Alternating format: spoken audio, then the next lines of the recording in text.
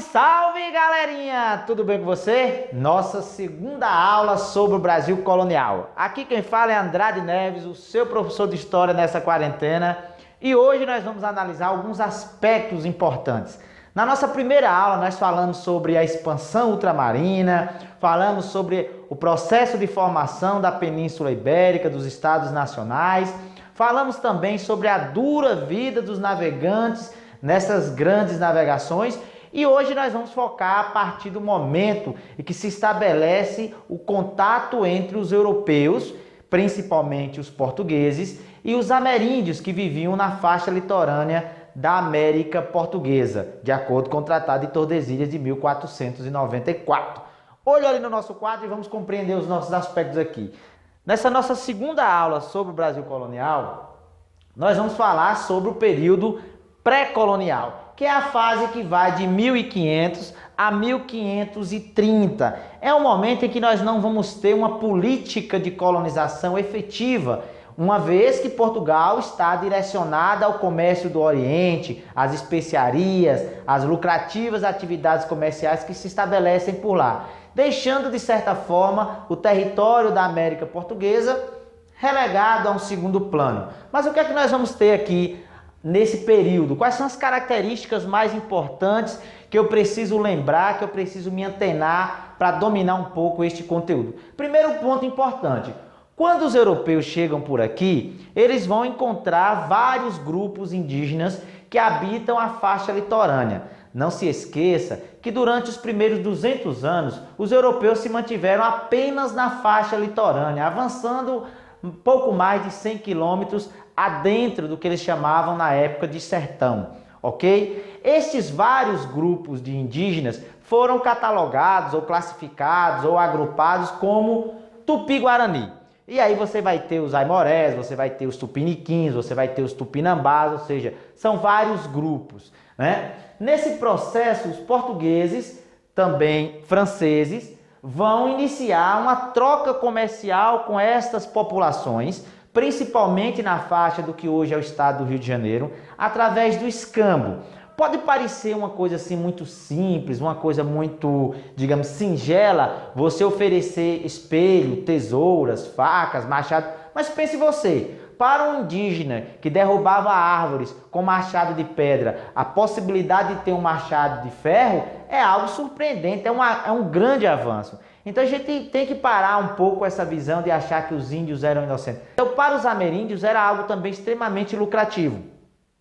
Foi nesse momento, então, que os portugueses, os lusitanos e também alguns outros europeus, como eu já falei, os franceses, começam a levar para a Europa os produtos naturais que existem aqui. Tendo em vista que nos primeiros anos, nos primeiros meses, a coroa portuguesa já patrocinava algumas expedições de reconhecimento que tinham, obviamente, como objetivo a identificação e a localização de metais preciosos.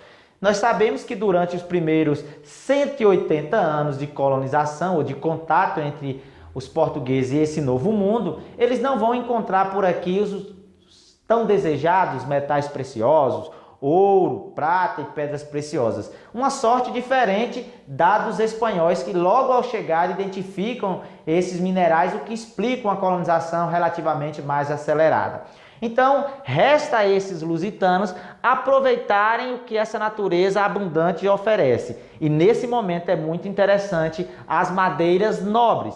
Não se esqueça que na segunda fase da Idade Média, a Europa passou por um processo de desflorestamento.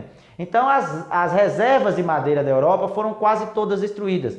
Sendo assim, o manancial, a riqueza, a quantidade de madeira nobre que era encontrada na América Portuguesa foi e despontou como um mercado bastante interessante. Para realizar essas atividades, a coroa portuguesa estabeleceu ao longo de uma faixa do nosso litoral as chamadas feitorias, que eram pontos comerciais, pontos de defesa, ponto de apoio para os navegantes, para esses comerciantes, na sua grande maioria lusitanos. Então levava-se madeira, entre elas principalmente aquela que vai dar muita fama no momento, que é o pau-brasil, da qual além da madeira você também consegue extrair um corante muito valioso na tinturaria europeia, mas você também tem outras madeiras nobres, né? O jacarandá, o ipê, são todas madeiras encontradas nesta faixa litorânea aí da floresta atlântica.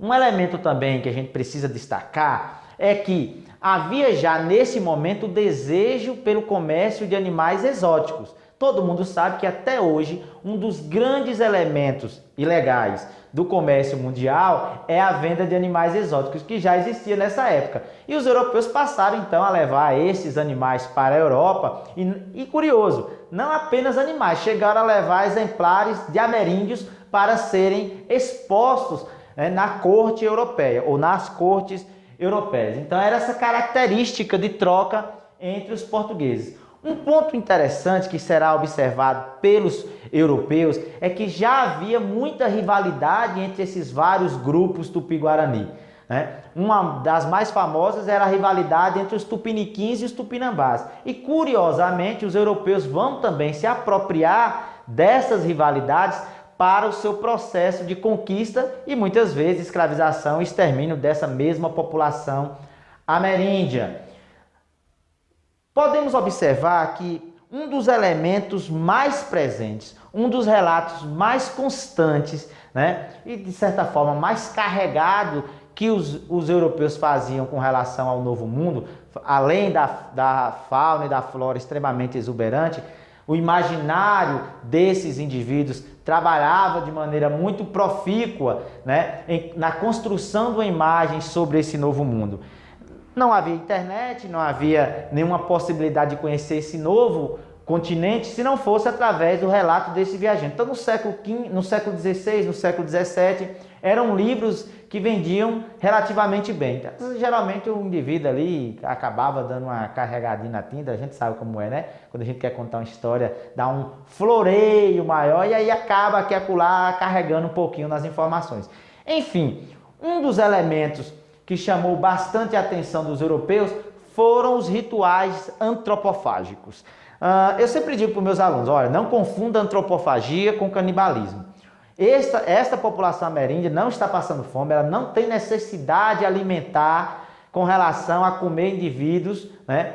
Não é essa a questão. O ritual da antropofagia está dentro de uma ritualística religiosa muito própria de alguns grupos tupi-guarani que acreditavam que ao fazer isso adquiriam a força dos seus inimigos. A guerra, pessoal, para quem não sabe, é o elemento primordial da organização da sociedade tupi-guarani. Ok? Então você vai ser considerado um homem apenas a partir do momento que você mata o inimigo no conflito. Você só vai poder oficialmente ter uma família a partir do momento que você mata o inimigo no conflito. Então esses indivíduos que não têm a perspectiva da riqueza, que não têm a perspectiva da propriedade privada sobre a terra, vivem de quê? Vivem da guerra. Eles vivem do prestígio. Então aquela ideia que geralmente ocorre nos desfiles cívicos, nas comemorações do Dia do Índio, de botar a peninha, de botar as pinturas no corpo, cuidado com isso. Todos os elementos são simbólicos dentro da cultura ameríndia. Então, utilizar um colar, utilizar uma determinada plumagem, utilizar determinadas escavicações na pele, tudo isso tem uma simbologia muito importante dentro da cultura tupi-guarani. Não cometa mais esse equívoco. Enfim, o ritual da antropofagia era muito relatado pelos viajantes. E aí esses viajantes mais famosos, como o próprio Caminha, que já fez a primeira descrição com relação aos ameríndios e o próprio território brasileiro, relatando a exuberância da nossa natureza, a questão das águas, a beleza do corpo dos ameríndios, né, que não tinham vergonha de cobrir-se, enfim, de não cobrir-se, na verdade. Além de Caminha, você tem Gândavo e você tem Jean de Lery, que é geralmente citado em várias questões, trecho desses indivíduos. O relato desses viajantes, eles, de certa forma, circulam ou estão permeados de duas perspectivas.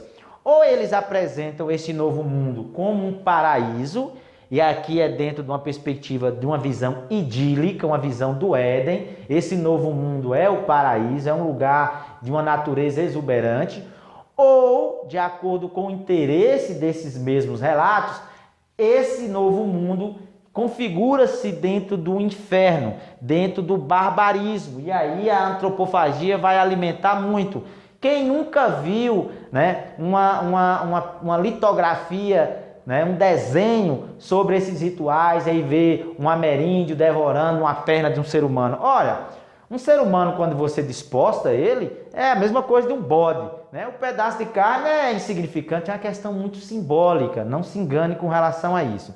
Então, o olhar desses viajantes é um olhar eurocêntrico, é um olhar preconceituoso, é um olhar de desqualificação e é um olhar de interesse. Eu preciso desqualificar os ameríndios para legitimar um processo de exploração, um processo de escravidão que, obviamente, muitos deles irão trilhar. Uma das principais dificuldades que os europeus vão encontrar com relação à exploração desse território no Novo Mundo é a mão de obra.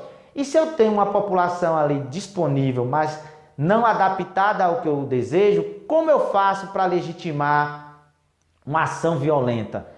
Ora, desqualificando esses mesmos indivíduos, desqualificando a sua cultura, né? Há um famoso trocadilho que os ameríndios não possuíam rei, não possuíam lei, né? Por quê? Porque eles não falavam a letra L, porque eles não falavam a letra F, portanto eles também não tinham fé. São processos de desqualificação. E isso vai ficar muito evidente quando os jesuítas vão desejar catequizar essa população, converter essas almas ao cristianismo católico, já que até então, desde o período medieval, o barbarismo está relacionado a não ser cristão, e do outro lado eles vão encontrar a resistência dos colonos que querem esses indivíduos para escravizar, ok? Mas aí já é um tema para uma próxima aula. Eu espero você, até lá. Um forte abraço, galera. Tchau!